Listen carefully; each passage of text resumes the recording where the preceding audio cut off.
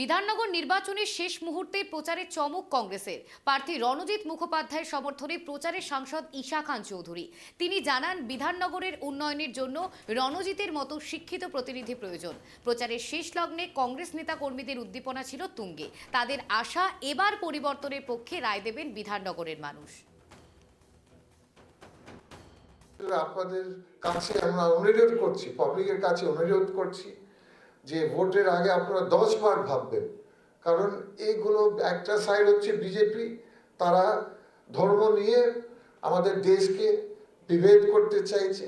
আমাদের লাভলি দেশ যে আছে, আমাদের রিলেশনশিপ যে আছে অন রিলিজিয়াস গ্রাউন্ড, ওরা আমাদের দেশকে টুকরো করতে চাইছে, আমাদের মানুষকে বিভেদ করতে চাইছে। সেটা আমরা কংগ্রেস পার্টি আমরা কোনোদিন মানব না। আমাদের ক্যান্ডিডেট যে আছে, আমাদের ডিস্ট্রিক্ট প্রেসিডেন্ট যে আছে, এরা লড়াই করছে আমাদের দেশকে, আমাদের সল্টলেকে, আমাদের বাংলাকে এক যাতে শান্তি শৃঙ্খলা থাকে, আর যাতে কোনোদিন আমাদের মধ্যে কোনো বিভেদ না হয় on the grounds of religion, race, জাত। এরা লড়াই করছে। তারপরে এরা লড়াই করছেন উন্নয়নের জন্য। ওরা আপনাদের ফ্রন্টে আনছেন উন্নয়নের ইস্যুস, আপনাদের ফ্রন্টে আসেন দুর্নীতির ইস্যুসগুলো। আমরা ওয়াচ করবো যে কোনো গ্রুপ অফ লোকেরা যদি একসাথে দাঁড়িয়ে আসছে কিনা, আমরা ওয়াচ করবো যে বাইরের লোক আমরা দেখতে পাচ্ছি কিনা।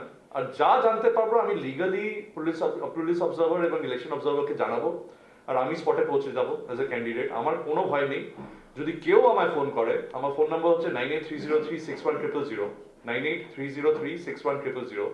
যদি কোনো ভোটার ফোন করে আমায় যে কোনোভাবে ও ভয় পাচ্ছে বুথে যেতে, আমি পৌঁছে যাবো, বা আমার ইলেকশন এজেন্ট বা কেউ না কেউ পৌঁছে যাবে ওকে এসকর্ট করতে বুথে। যদি অনেক লোকের ডেফিনেটলি এত আর্ম ফোর্সেস দেখে, এত এক্সট্রা এইসব দেখে ডেফিনেটলি ভয় লাগতে পারে, সো আমরা হেল্প করবো।